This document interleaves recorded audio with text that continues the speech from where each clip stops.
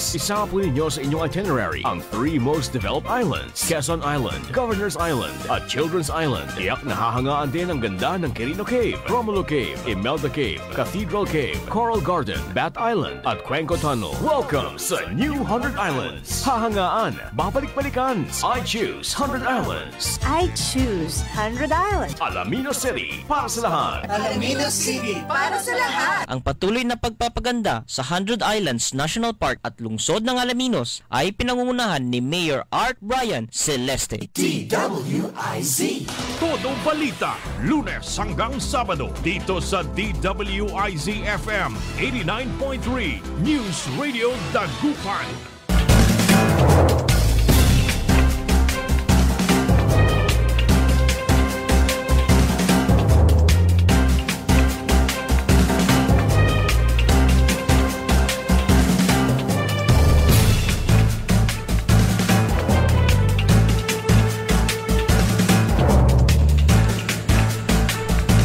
Good morning mga kaibigan. Naimbag na bigat, kanya yung amin na po.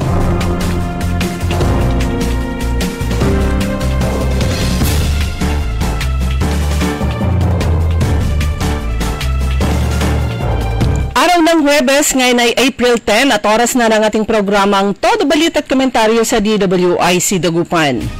Muli tayo ay magkakasama-sama hanggang alas 6 ng umaga. Inyong maririnig mga balita kaganapan sa lalawigan ng Pangasinan, sa ibang bahagi ng bansa at sa ibayong dagat. Ang inyong katoda balita, ako si Liway Manantan Iparagire. Ang aking partner si Kaaron Susan niya daw. At sa technical kasama natin Kaaron Eli Garcia.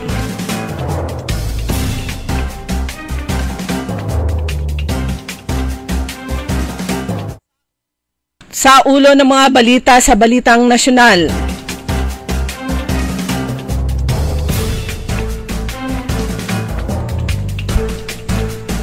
Pangulong Marcos katapangan ipakita sa paggawa ng kabutihan, mensahe niya sa araw ng mga kagitingan.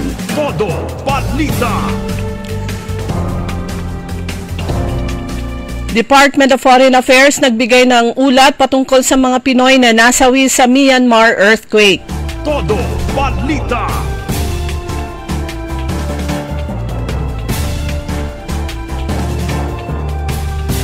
Sa balitang lokal, senatorial candidate Ping Lacson bumisita sa lalawigan ng Pangasinan. Todo balita.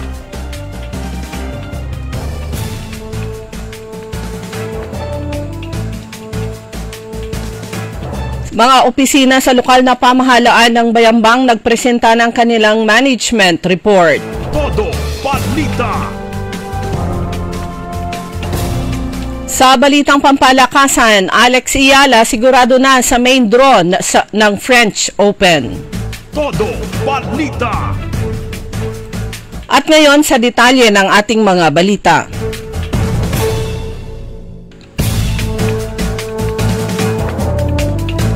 Binigyan pagkilala at pagpupugay ni Pangulong Ferdinand Marcos Jr. ang mga veterano kasabay ng pagdiriwang ng ika-83 anibersaryo ng Araw ng Kagitingan sa Mount Samat National Shrine sa Pilar, Bataan.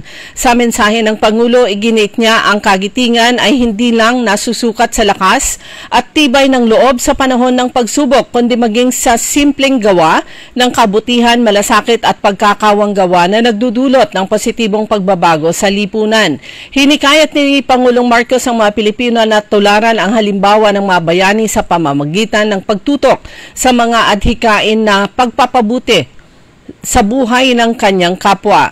Ang araw ay ang araw ng kagitingan anya ay alay hindi lamang sa mga mandirigma ng Bataan, kundi na pati na rin sa lahat ng Pilipino na nagpakita ng hindi matitinag na tapang at pagmamahal sa bayan sa panahon ng digmaan.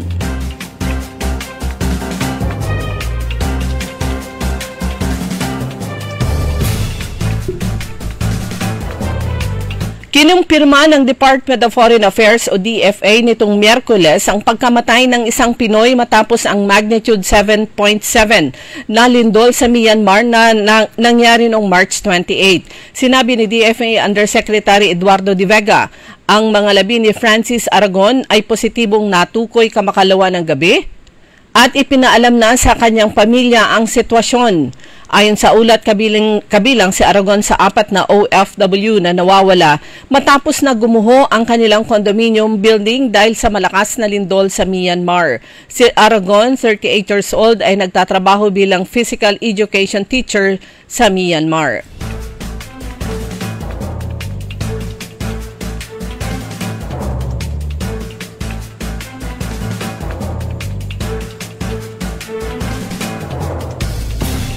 May paalala naman ang Civil Service Commission sa mga government employees.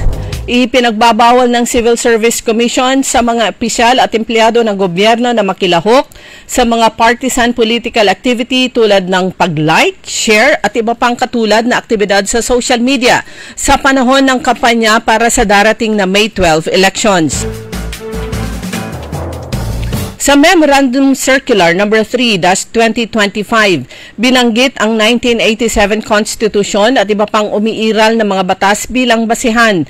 Nakasaad dito na walang opisyal o empleyado sa serbisyong sibil ang maaaring makilahok, direkta o hindi direkta sa anumang kampanya o partisang aktibidad sa politika at walang kasapi ng militar ang maaaring makilahok, direkta o hindi direkta sa anumang partidistang aktibidad sa politika maliban na lamang sa pagboto.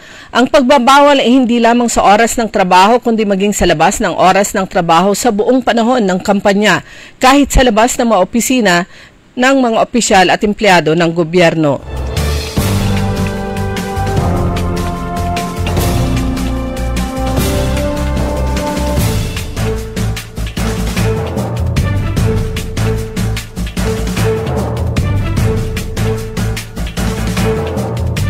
Dumako naman tayo sa mga balitang lokal. Isang review meeting ang ginanap para sa management report ng bawat opisina ng lokal na pamahalaan ng Bayambang kaugnay sa compliance sa ISO 9001-2015 at ito ay dinaluhan ng mga kinatawan mula naman sa mga internal quality auditor, document control custodian at iba pang department head. Ito ay ginanap noong April 8, araw ng Martes, sa Balon Bayambang Event Center. Sa kanyang opening remarks ni Mayor Nina Jose Quiambao, kanyang binigyan diin ang hangarin na matiyak na ang bawat departamento ay nananatiling compliant pa rin sa ISO standards at ma-address ang mga issue na nadidiskubre ng IQA team sa bawat tanggapan. Patapos magpresenta ang mga department head at kinatawan ng bawat opisina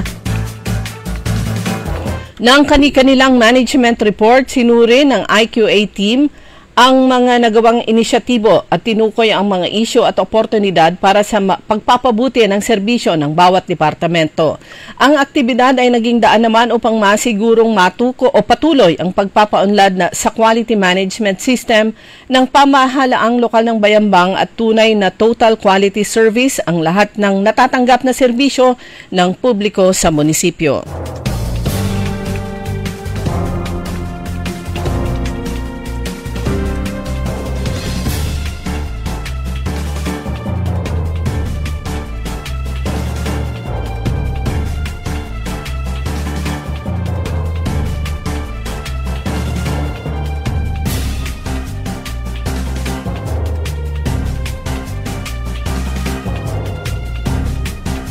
Bumisita kahapon si senatorial candidate Ping Lacson sa lalawigan ng Pangasinan. Partikular, siya ay nakipag-forum o nakipagtalastasan sa mga magsasaka at mga TODA members sa bayan ng Rosales at mga karatig bayan sa 5th and 6th District. Sinabi nito na upang matiyak ang food security habang hinihikayat ang kabataan na maging magsasaka, nais ni Lacson na magkaroon ng scholarship program para sa mga estudyante, lalo na ang mga anak ng magsasaka na nais magtrabaho sa agrikultura. Pahayag ni Lacson ang ganitong programa na katulad ng Doktor para sa Bayan Act na iniakda ni dating Senate President Vicente Sotto III ay nagbibigay ng kaalaman sa kabataan para gamitin ang mga panibagong teknolohiya sa agrikultura. Pahayag nito para ito ay ma-encourage ang anak ng magsasaka na mag-aral ng bagong teknolohiya, bigyan ng pagkakataong magkaroon ng scholarship para sa bagong teknolohiya ang kanilang gamitin, hindi tulad ng nakakagisnan na mano-mano. Ito ang pahayag niya sa nasabing consultation o konsultasyon sa bayan.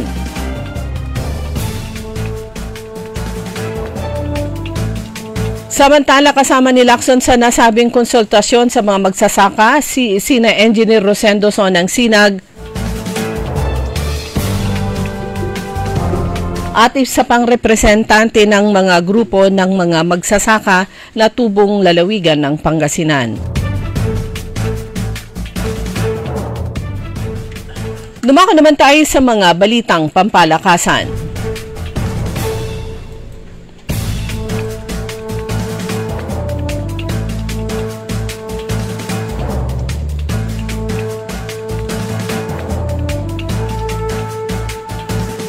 Makasisiguro na ng ticket si Alex Ayala sa main draw ng prestigyosong 2025 French Open.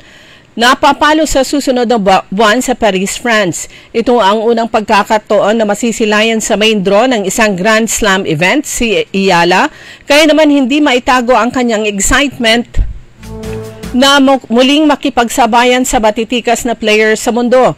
Nakatakda ang French Open sa May 25 hanggang June 8. Samantala sa PBA naman, dumiretso ang Magnolia sa ikalawang sunod na panalo matapos putulin ang koneksyon ng Convert sa score na 83-71 sa Season 49 PBA Philippine Cup sa kanilang laro kahapon sa Rizal Memorial Coliseum sa Manila. Humakot si 6'7" Ian Sanggalang ng 18 points, 9 rebounds at 4 na assist para sa 2-0 record ng Hotshots na nagmula sa 106 kontra 84 na pagbasag sa Blackwater Bossing. Tumapos sina Arana at Shawnee Winson ng may tig 14 na points sa panig ng Codverds, habang may tig 11 markers naman sina Baltasar at Kevin Racal. Yan ang kabuuan ng ating mga balita sa Todo Balita. Ang inyong tagapagbalita, ako si Liway Manantani Paragire. Ang oras po natin, 5:19 ng umaga. Gina tayo kay Gina de Venecia. Love tayo ni Manay Gina.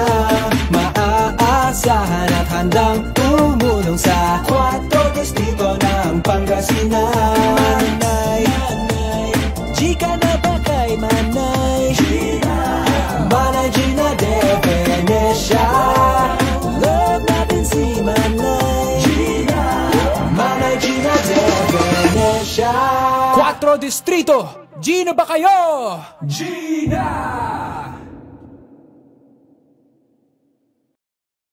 Hello, Dagupan, Manawag, Mangaldan, San Fabian, San Jacinto.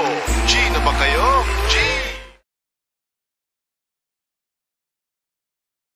Hoy mga suki, hanap nyo ba ay mga murang bilihin, malinis at sariwang pagkain sa pang-araw-araw at handaan tuwing may okasyon? May suggestion kami sa iyo. Tayo na sa Macador Market na kung saan inyong mabibili ang mga mura, sariwa, malinis at ligtas na bilihin tulad ng karne ng baboy at baka, manok, isda, gulay at iba-ibang sangkap sa pagkain. Matatagpuan din sa Macador Market ang dry goods, groceries, eateries at fruit section. Kaya ano pang hinihintay nyo? Gawing bongga ang handa mo everyday with Macador Market. Macador Market is open from 4 a.m. to 8 p.m. Visit us at Macador Market, Galvan Street at Zamora Street sa downtown Dagupan City. Tulungan tayo, tulungan tayo, tulungan tayo, Party List. Otosan, Tulungan Tayo Party List, number 64, Jad Balota. Tulungan tayo, tulungan tayo, tulungan tayo, Party List. Iboto, Tulungan Tayo Party List, number 64 sa balota. Political ads paid by 64 Tulungan Tayo Party List, San Miguel, Calasiao, Pangasinan. Nakikita pa ba ang pagmamano sa mga Pilipino ngayon, lalo na sa mga kabataan ngayon? Meron siguro, pero yung iba, inuutusan pa. Huwag sanang mawala ang tradisyong ito na nagpapakita ng paggalang sa nakatatanda. Atin ito, Pinoy ito. Kapag nakakita ng kabataan, paalalahanan at tanungin, nagmano ka na ba? Isang paalaala para walang makalimot. Hatid ng ALC Group of Companies. Aliw Broadcasting Corporation. Station DWIZ News Nationwide. DWIZ News FM Regional Group. Home Radio 97.9. Aliw Channel 23. Philippines Graphics. Cook. Plan Bank. Business Mirror. Filipino Mirror. Brown Madonna Press Inc. City State Savings Bank. AAA Southeast Equities Inc. Filipinas Pawn Shop. At ng Sandari Batulao. Ladies and gentlemen, the new face of your favorite restaurant in Dagupan City. The original party place in town. The Music Warehouse Club, Dagupan City. No need to go to Manila's top bars like Silo and BSK Club. Dagupan has it all. Fully air-conditioned with free entrance, free parking, and restrooms for all. Doors open at 7 p.m. Do well, live well, and dress really well. Find us at Paris Street, Barangay Pogo, Chico. Contact us at 075-522-2617. Reserve your tables now. Marcoleta, Marcoleta sa Senado. Marcoleta sa inyo'y magseserbisyo. Malalagot ang mga mapangabuso. Marcoleta sa Senado. Iboto Dante Marcoleta for Senator number 38. This political advertisement is paid for Dante Marcoleta. By Romulo de los Reyes. Extraordinario ang kwento. Hanson ang inaldaw iti duwa nga ka-fake and catering services mi. Siguraduek nga usto amin. Kaduak iti baligi babaen ti apo nga Diyos ken iti tulong ti MX3 capsule. Naada ti na sustansya nga alpha, beta, ken gamma kaduan ti kusto nga dieta ken ehersisyo. Inayon mo pa iti outreach programs mi tapno aging instrument kami iti blessings ni apo. Siak ni Judge Marquez, MX3. Dito ako bilib. Mahalagang paalala, ang MX3 capsule hindi gamot at hindi dapat gamiting panggamot sa anumang uri ng sakit. MX3. Dito ako bilib. DWIZ. Liway Manantan at Isusan Yadaw sa Todo Balita.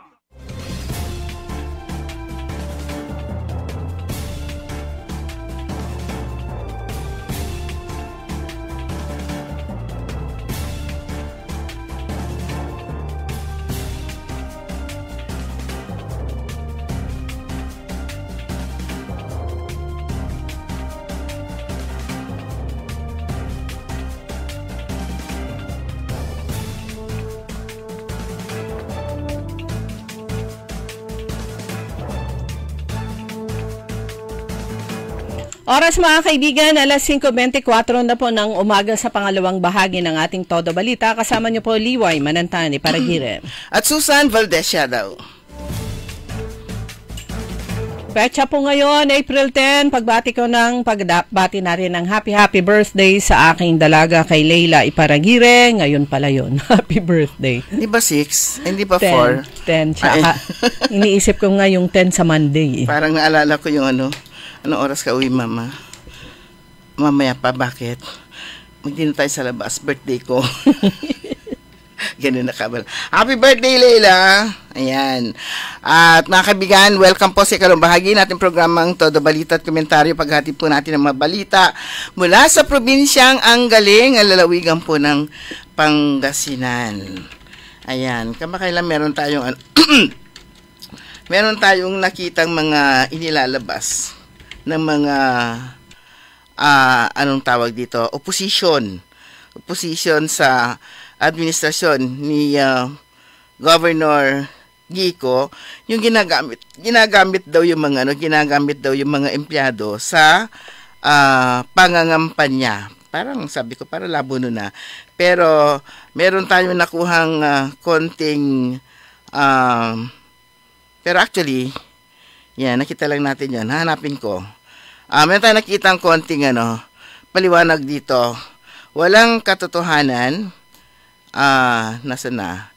Walang katotohanan ito dahil unang-una, yun daw ipinakita, matagal na yon. At ang ginagawa ng mga empleyado ay nagkakampanya against fake news. Ayun.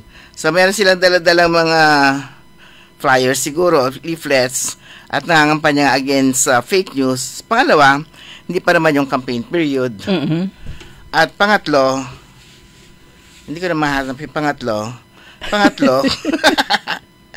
yung voluntary iba, yung iba sumasama, voluntary. Ayan, doon sa yung ginagawang yun. Hindi naman sila, parang hirap naman doon, sama kayo. Mangangampanya tayo. Tsaka yung sama kayo. Naging bahagi din doon ng ilang mga estudyante ng Pangasinan Polytechnic College. Magandang exposure para sa mga bata na kontrahin labanan yung mga fake news. Plus, mga estudyante, pag sabihin mo sama kayo, gustong ko... alisto. Lalo na alam po natin na ang mga estudyante po ng Pangasinan Polytechnic College, yung dahil sa sobra-sobra at napaka matinding suporta ng provincial government sa kanila, plus yung kanilang experience na nararanasan sa Pangasinan Polytechnic College, palagay ko itong mga ito magiging magvoluntaryo talaga silang mapasama sa anumang mga activities na kung saan ay makakatulong sila sa pagsawatangan ng fake news. Plus, madadagdagan din kasi yung paglabas ng isang estudyante outside ng campus, learning experience po yan palagi. Plus, syempre, alam po natin na sila ay very proud na tumulong sa anumang kampanya ng provincial government. Ayun.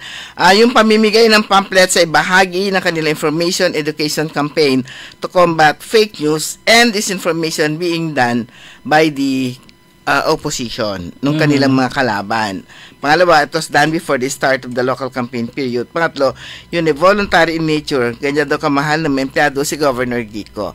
Pero speaking of mga empleyado, meron tayong ipaparinig kasi may mga empleyado na hindi nabibigyan ng pagkakataon na ma-promote. Yung ibang tagal-tagal na nila, ibang tagal-tagal na nilang tawag nito, mga casual o yung position nila, hindi sila umaangat. Mga nabigyan ng pagkakataon. Narinig natin marami tayong nakita mga patutuo in the past na nagsasabi sila ng kanilang mga testimonial, talagang maiiyak talaga sila. Kasi iba talaga, isusubsub talaga, uluda at pantatrabaho, pero hindi pa rin sila napapansin. So siguro isa lamang ito yung pangalan niya si Priscilla Fernandez, ayan, ng provincial government na nagbigay ng testimonial. Pakinggan natin.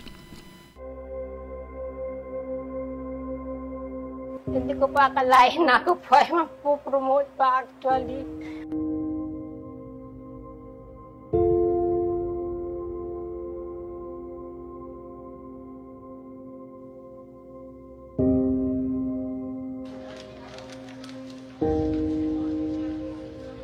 Sa akin lang kasi, gusto ko rin talaga. Kaya lang, parang inaksip ko na rin na yung position ko na yun na lang ang pagre-retire ko na position.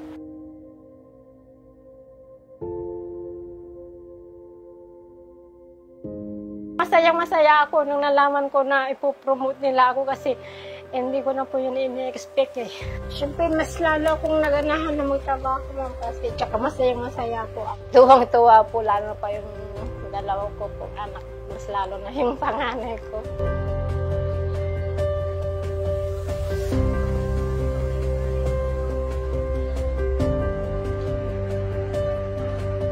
Talagang si Governor Gico po ay compassionate po sila sa mga empleyado po ng province of Pangasinan. Magaling siyang gobernador dahil hindi niya po pinapabayaan ang kanyang mga empleyado po dito sa province of Pangasinan.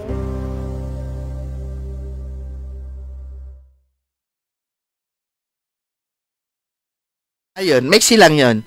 Ito mga matatagal na itong matatagal na itong mga empleyado ng provincial government. Meron dito mga comments, sabi ng isa sa mga nakakilala sa kanya, si Ernesto Junio, deserve nyo po yan, Ma'am Presi, ang bait nyo po na empleyada. Dapat kayong tularan, Ma'am. Kung pag-process ng PhilHealth, ni minsan hindi ko pa nasubukan, nagtaray kayo sa mga layason sa 13 years ko na pagpa-process ng mga papeles. So, congrats po ulit. Naiyak nga si diba? Naiyak itong si Madam Presi Fernandez. Sabi nga ni, mabuhay ka. Sabi naman ng mga si Reyna Santiago, mabuhay po Governor Gico, napakagandang balita ito para sa mga empleyado ng pamalang palalawigan ng Pangasinan. Sana po magka-hiring naman, ito naman gusto niya. So walang anuman na diskriminasyon si Governor Gico na nagpapakita na walang pinipili sa mga proyekto. Lahat kami natutulungan. Ayan. Lahat kami natutulungan. Tunay na may malasakit sa bayan. At marami pa kasi marami tayong mga empleyado na napakinggan ko yung kanilang mga testimonial ng mga nakalipas na talagang mangiyak-ngiyak talaga sila. Yung mga wala ng pag-asa. Kagaya itong si Madam Presi, sabi niya kala niya magre-retire siya. Na yun na yung kanyang position. Si Ruby Bernardino rin. Ang tagal-tagal niya na rin sa di ba tagal-tagal na rin nila na nandiyan sa PIO pero hindi sila nabibigyan ng pagkakataon. Nabigyan lang siya ng pagkakataon na umangat nung naupo po si Governor Ramon Gico III. Si Grace, ang tagal na rin diyan. Si Grace Ramirez din. Marami pong na-promote noong panahon ni Governor Gico. At itong mga empleyadong ito, hindi ito mga empleyado na pumasok during his term. Ayan, mga matagal na empleyado or pwedeng empleyado rin na naipasok din nung nakalipas na administrasyon. Ito po yung mga magagandang leaders, yung hindi niya tinitingnan, kanino ba, sino nagpasok nito, so yung loyalty nito, may mga ganun i-check nila yung mahirap mo i-promote yan kasi yung loyalty niya mananatili pa rin dun sa dati. Parang ganun samantalang naglilingkod itong mga empleyado, hindi para sa loyalty ng leader, kundi loyalty sa gobyerno. Sa gobyerno, yung kanilang serbisyo para sa mga Pangasinense. Yan, sino man yung maupo sino man ang nagpasok sa kanila. Siyempre, pumasok ka sa probinsya, ang loyalty nila ay sa Pangasinan, sa mga Pangasinense. So isa lang po siya sa mga empleyado na talagang taos puso yung kanilang pasasalamat dahil naman sa mga oportunidad na sa wakas ay nakuha nila. Kumbaga deserve nila pero kumbaga hindi dumadating sa kanila nung mga nakaraang pagkakataon. Sabi nga ni Jericho, the recognition from Governor Gico III is a well-deserved tribute to the hardworking people behind Pangasinan's progress. Kasi itong mga gumagalaw Kumbaga si Governor, siya lang nag-iisip. Siya yung nagmamando. Pero ang gumagalaw, yung mga empleyado. So nakakatawa isipin na may mga tao pa rin may malasakit na nagpapakita ng tunay na suporta sa mga empleyado. So salamat, Governor. Dami nagpapasalamat. It's amazing to see the impact of dedication and teamwork being celebrated at the provincial level. Ayan. So, si Governor Gico, parati na nagpapakita, malasakit, Pangasinan niya talaga, sa bawat empleyado, lahat, hindi bias, natutulungan. So, yan. Ganito dapat sa lahat ng lugar, may puso at malasakit para sa kanilang team tulad ni Governor Gico. Naku, may naalala naman ako pag may ganyan naririnig ako na dapat sa lahat ng lugar ganito. Kasi may mga lugar na alam tayo na kapag hindi niya kaalyado, outside ka muna. Ayan, pasok yung mga kaalyado niya, yung mga hindi niya kaalyado, bantak. Yan, kung saan-saan itatapon na yan. Merong hindi sa inodoro, meron sa dump site, kung saan-saan. Alam po natin na meron mga ganyan na kahit na deserving na mga empleyado, ay hindi na yung tinitignan, basta ang tinitignan nila, kasama lang nila. Parang gano'n. Tama. Eto naman, okay na tayo sa mga empleyado. Pero lang kasi akong nakitang reaction dito sa Facebook page ng Province of Pangasinan patungkol naman sa mga scholars ng probinsya sa Pangasinan Polytechnic College. So pinakauna nga mula sa original na 400 slots lang sana na binuksan ng first year ng Pangasinan Polytechnic College dahil natuwa at nakita ni Governor Ramon Gico III kung gaano kapursigido ang mga Pangasinense na kabataan na makapag-aral ng kolehiyo. With the 1,500 plus na kumuha ng entrance exam nung nakaraang taon. Yung 400 slots, ginawa niyang 700 and another 700 this year sa pagpasok naman ng bagong first year dahil yung first year last year, magsa-second year na siya. Meron isang reaction dito sa post na ang sabi niya, ang pangalan niya ay Teodoro de Guzman Santos Jr. Ang sabi niya dito, I'm very thankful to you, Governor Ramon Giga III, dahil ikaw ang nagsilbing ilaw at instrumento para maging part ng Pangasinan Polytechnic College 700 Scholars. Sabi ni Teodoro de Guzman Santos, sa edad ko na 35, bilang pinakamatanda sa lahat ng estudyante ng Pangasinan Polytechnic College, hindi po hindrance ang kahirapan na ma-achieve ko. 35 years old na to ha, nabigyan siya ng pagkakataon na makapagkolehiyo na dahil naman sa scholarship sa Pangasinan Polytechnic College. Ulitin ko, ang sabi ni Teodoro de Guzman Santos Jr., sa edad ko na 35, bilang pinakamatanda sa lahat ng estudyante ng Pangasinan Polytechnic College, hindi po hindrance ang kahirapan na ma-achieve ko ang aking pangarap bilang future educator in God's perfect time. Malaking tulong ito sa akin bilang isang breadwinner sa family ko. Naway marami ka pa pong matulungan. God bless you, more power, Gov. Sabi niya, 35 years old. Ngayon pa lang meron pa palang mas matanda sa edad na 21 to 25 years old. Yan yung usual age ng kolehiyo na nagkaroon ng pagkakataon ng mga kapag-kolehiyo dahil naman sa Pangasinan Polytechnic College. Education yung kanyang kinukuha. Nako. Si Teodoro de Guzman. Ito yung sinasabi nilang walang edad ng walang edad ng edukasyon. Pero naalala ko si kahapon, si Senator Ping Lacson. Ang sabi niya, 'di ba? Ibang-iba pa rin yung scholarship na nakukuha mo sa pamamagitan ng examination. Pumasa ka, na-qualify ka dahil sa entrance exam. Oo, sabi niya, iba yun iba yung dating nun kaysa dun sa in-accommodate ka lang ng politiko, yan, bagsak lang ng bagsak, parang wala lang yan. Sige lang ng sige, enroll ng enroll. Pero kapag ka pumasa ka sa entrance exam, talagang ito yung mga sisikapan mo talaga, maigi ka talaga, mag-aaral ka talagang maigi. Yan, naalala ko rin si itong PPC, at saka ang city government during the time of nung si Mayor Brian Lim, na talagang maayos talaga yung scholarship noon, na meron pa silang scholarship, may tawag doon, yung admission test. Hindi, yung team nila, may team talaga na alam mo. Dedicated sa scholarship program. Yun lang talaga yung trabaho niya, at alam mo, doon lang talaga lahat na nag-a-apply doon, open. Kaya lahat ng mga scholars noon nakapublish sa Facebook, kasi nga sabi nga, dapat proud ka talaga, hinahanap talaga nila yung pangalan nila sa Facebook kapag ka pumasa. At kapag ka nag-scholar ka, very proud ka. Kasi scholar ka talaga, pinaghirapan mo talaga yon. At na-qualify ka, kanya naman yung mga scholars na pumasa o nakapasok sa scholarship program dahil sila ay pumasa sa entrance at sa iba pa, talagang pinagsusumikapan nilang pasado palagi yung kanilang grades at makapagtapos sila. After na entrance, meron pang panel interview, di ba? Ayan, pagkatapos nun yun, hindi yung dadaan kay kapitan, yung iba dadaan kay kandidatong kung sino-sinong kagawad, meron sino-sinong Poncio Pilato, meron silang kani-kaniyang meron silang tawag nito, quota. Meron silang kani-kanilang mga quota. At nawala ng parang nawala ng halaga, parang wala ng value yung scholarship, kasi kahit sino pwede kang mag-apply ng scholarship. Unlike before, talagang pag tinawag kang scholar ka talaga. Very proud ka na ikaw ay magiging scholar dito sa Dagupan. At ito rin, dito po sa Pangasinan Provincial Polytechnic College. Ayan. Meron din tayo inihanda na isang nagpatotoo din si Precious. Sige, ipasok mo na lang kung sino man siya.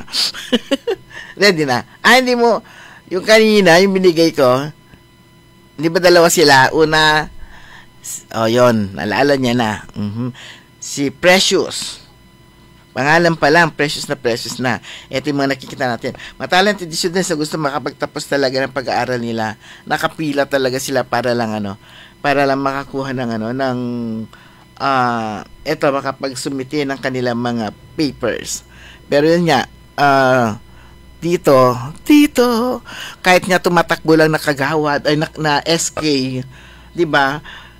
sinasabi nila na pwede rin silang magbigay, matutulungan nila yung kanilang mga kapwa estudyante sa pamamagitan ng pagbibigay ng scholarship. My God, di ba? Wala nang ano. Wala nang pagkakataon yung iba na talagang porsigidong makapagtapos ng kolehiyo. Ito isang reaction din doon sa post ng Pangasinan Polytechnic College patungkol sa scholarship program na brainchild nga ni Governor Gico, si Jake Magtanggol. Sabi niya, ito yung isa sa magandang nagawa niyo pong programa, yung pang-edukasyon, dahil daming gustong makapag-aral ng libre at walang alalahaning babayarin. Keep it up. Ito yung scholarship talaga as compared, yung old scholars ng probinsya, yung nadatnan ni Governor Ramon Gico III, dire-diretso pa rin naman.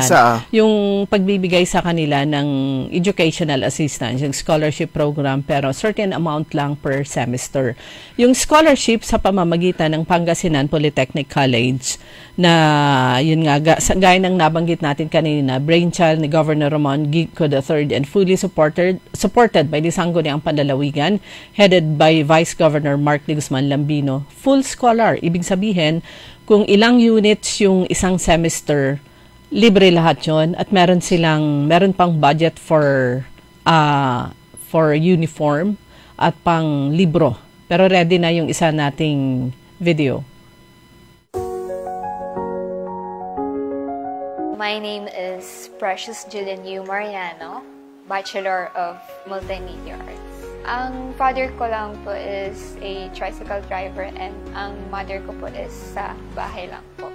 As I was studying here in Pangasinan Polytechnic College, it was life-changing po para sa akin kasi I saw a lot of fellow aspiring and talented students na gustong makapagtapos po talaga ng pag-aaral nila. And despite the financial struggles, and it is evident po talaga na itong Pangasinan Polytechnic College is inalis niya yung hindrance sa aming mga students na hindi kami makakapag-aral dahil lang wala po kaming pera or hindi kayang i-afford ng family namin yun. Ever since I was just a little kid, I already aspired to be an artist, and not a lot of colleges offer this kind of courses for free. Sobrang gandang opportunity, and it is truly a privilege po kasi as I was studying here, napansin ko yung quality education, yung very inspiring teachers namin, and also nagpapasalamat din po ako na I was given this great privilege po to study for free and maabot po yung dreams ko. Thank you to our Honorable Governor Gico. Madami po kaming mga estudyanteng natutulungan niyo po para makapag-aral po ng libre and hindi po hindrance sa amin yung kahirapan po namin sa buhay. Maraming salamat po.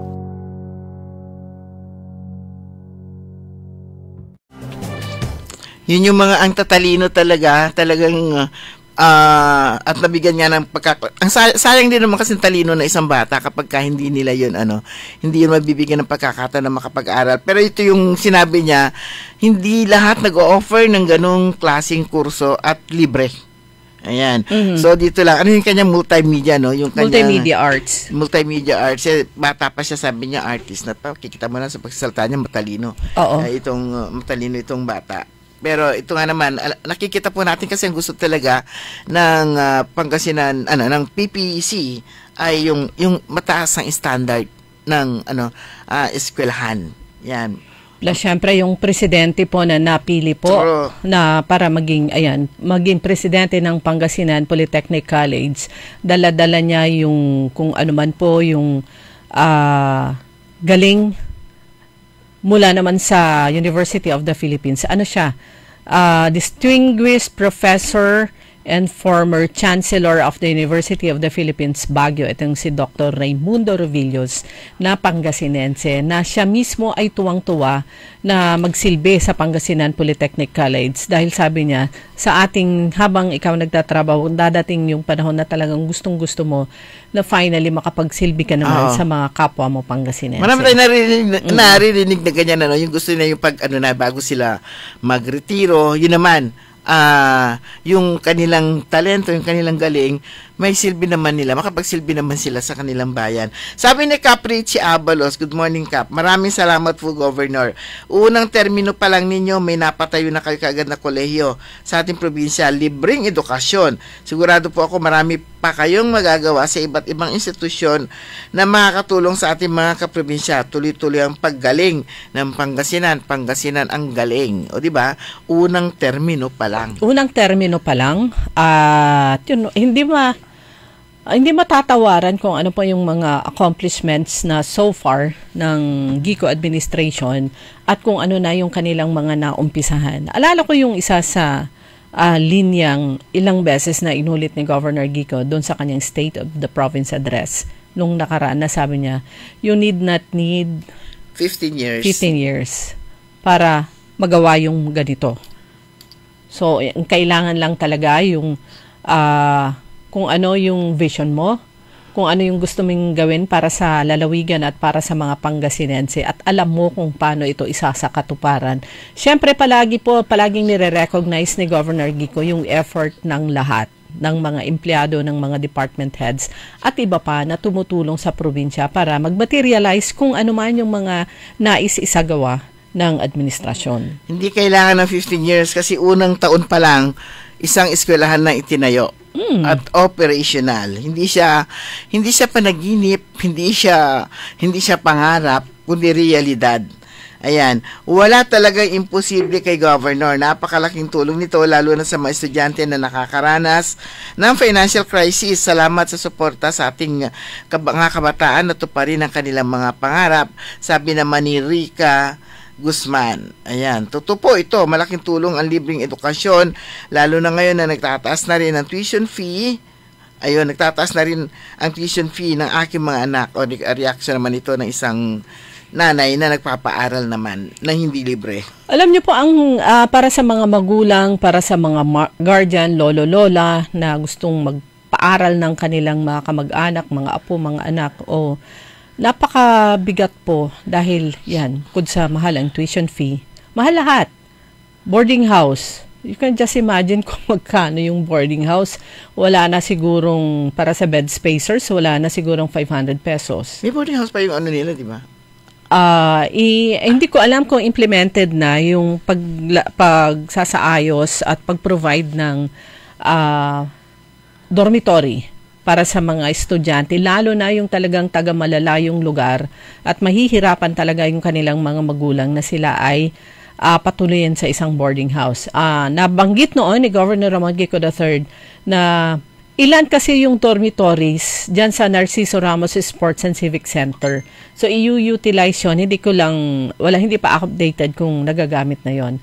So, yun nga, yung gastusin sa pagpapaaral kasi bukod sa tuition, boarding house, pagkain, marami pa yung iba pang pagkakagastusan yung ng isang estudyante. Kanya naman, ako pag may nababasa akong ito scholar ni ganito, scholar ng ganon, dapat maalala rin na i-acknowledge ng isang scholar, hindi lang yung nagbigay ng scholarship program, outside ito ng ng provincial government na ang amount ay 5,000, 10,000. I-acknowledge din dapat yung iba pang tumutulong dahil yung 5,000, 10,000 per sem, hindi po yun sapat.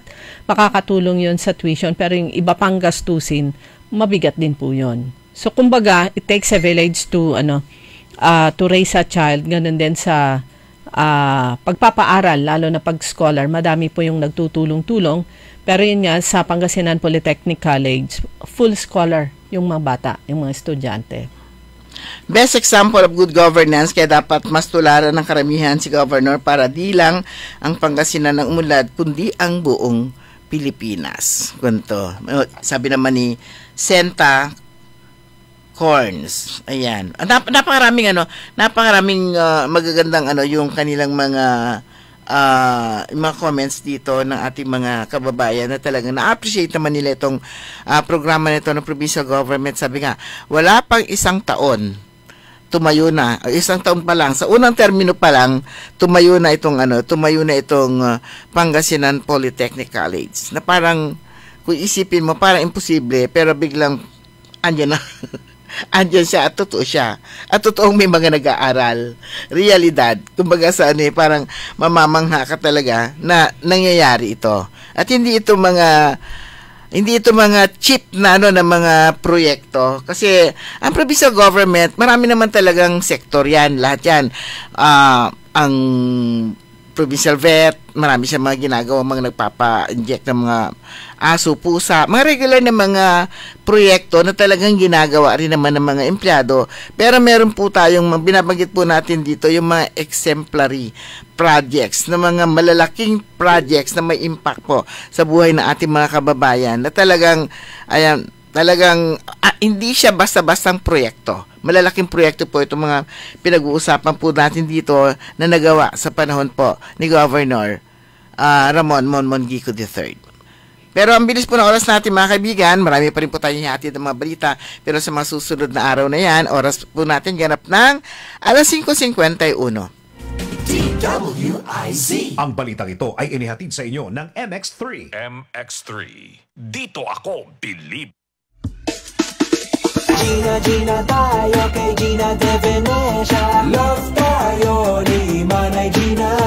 Maaasahan at handang tumulong sa 4 distrito ng Pangasinan. Manay, Gika na ba kay Manay Gina? Manay Gina de Venecia. Love natin si Manay Gina. Manay Gina de Venecia. 4 distrito, Gina ba kayo? Gina!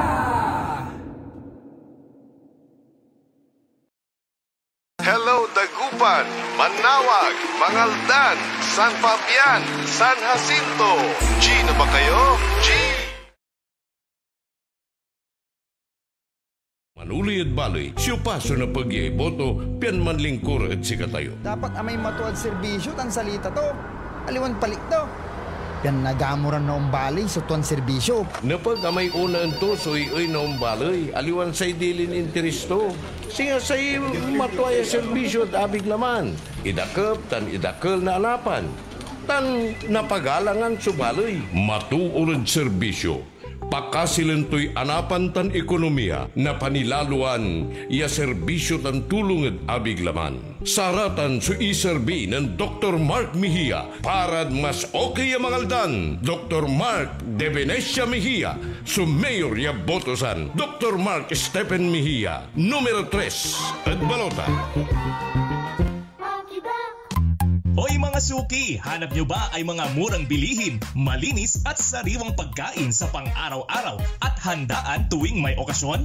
May suggestion kami sa iyo. Tayo na sa Macador Market na kung saan inyong mabibili ang mga mura, sariwa, malinis at ligtas na bilihin tulad ng karne ng baboy at baka, manok, isda, gulay at iba-ibang sangkap sa pagkain. Matatagpuan din sa Macador Market ang dry goods, groceries, eateries at fruit section. Kaya ano pang hinihintay nyo? Gawing bongga ang handa mo everyday with Macador Market. Macador Market is open from 4 a.m. to 8 p.m. Visit us at Macador Market, Galvan Street at Zamora Street sa downtown Dagupan City. DWIZ. Liway Manantan at Isusan Yaraw sa Todo Balita.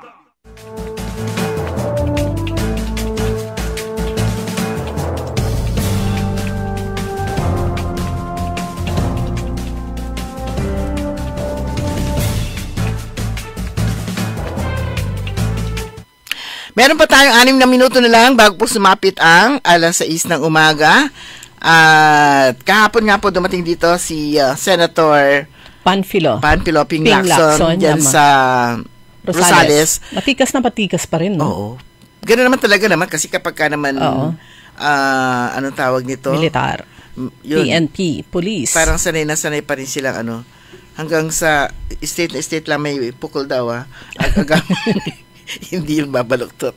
Pero may nakita ko yung biglang parang wala doon sa napag-usapan nila yung matikas na matikas. May nakita ko 85 years old na doon sa audience kahapon. Oo. Kasi ang audience po kasi ay mga magsasaka at saka metoda, no? Toda. Yan, yung mga parang yun daw ang gusto ni Senator, yung meeting na talagang makakausap niya, ay mapapakinggan niya. At hindi yung makakapagtanong yung kanyang audience. Hindi yung siya lang yung nagsasalita na ang dami-daming tao, which is parang it makes sense. Hindi yung porke maraming tao sa isang rally, yun na yun. Kasi maraming minsan pumupunta doon, yung minsan barkadahan, at saka yung iba hindi na nakikinig, maingay. Hindi sila makapag-focus. Pupunta sila para lang sa t-shirt o kung ano man yung kanilang matatanggap. Kung ano man yung meron, na baka merong ayuda, para mga ganun. Yung iba naman talaga makikinig. Ayan. Kaya nga, pero nakita ko yung kasi isa sa mga audience doon, 85 years old. Nasabi mo kasi matikas na matikas. Pag tumatanda ka na pala, gano'n na, yung talaga yung hindi mo na mabuhat. Dahil sa rumurupok yung buto-buto. Parang yung mahina na yung katawan mo, parang gano'n. Gano'n yung mga tumatanda na. Yun, naisip ko lang yun kasi nga sabi mo nga, matikas na matikas pa rin na. Alala rin natin si Senator Biason. Oo. Although pumanaw na si Senator Pong naman siya. Yung kanya nickname Pong Biason, pero grabe, at saka yun yung mga talagang yung perfect na maging miyembro ng Senado. Ayan, pero kahapon nga, syempre focus po ang mga magsasaka.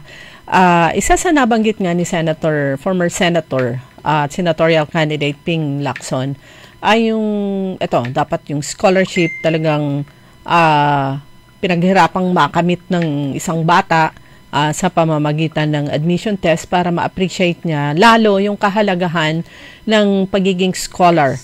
Plus, yung sabi nga niya, dapat magkaroon ng programa na ito yung kung merong Doctor para sa Bayan Act, meron naman dapat scholarship para sa mga estudyante, lalo na mga anak ng mga magsasaka. At yung hindi lang basta agriculture course, kundi yung included doon, yung patungkol naman sa mga makabagong teknolohiya para mas ma-encourage lalo yung mga bata na mag-aral ng bagong teknolohiya. Dapat kasama na yon sa kanilang pag-aaralan. Dahil kahit sa agriculture, talagang rin yan, sumasabay po sa mga makabagong teknolohiya. Marami yung mga magsasaka na napag-iiwanan pa rin o ayaw nilang i-embrace yung mga new technologies. Pero kailangan po yon mga kaibigan.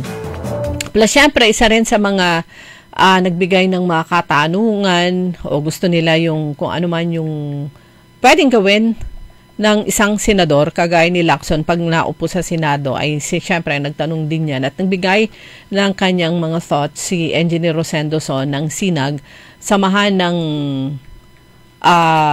industriya ng, yung SINAG? Ng agrikultura. Samahan ng Industriya ng Agrikultura, SINAG, at syempre si Calioni Montemayor, dati po siyang Agriculture Secretary at nasasamahan din siya ng mga magsasaka. Taga-Alaminos. Palagi pong pinag-uusapan pag ganyang may election, mga magsasaka, pero iilan lang talaga na tagus sa puso yung kanilang concern para sa mga magsasaka at gumagawa ng mga paraan para po sila ay matulungan. So, yun po yung focus, sentro ng pagbisita ni Senator Ping Lacson dito sa Lalawigan kahapon. Samantala mga kaibigan, nagpapasalamat naman si Ginang Maangiko dyan sa Urdaneta City. Siya ay nagpapasalamat sa mga kabarangay sa Barangay Palina West nung sila ay pumunta doon. Sabi niya, salamat po sa ipinakita niyong saya at suporta sa mga yakap at ngiti ninyo na nakakawala ng pagod. Mahal ko kayo, inayayat ko nga residente ti Barangay Palina.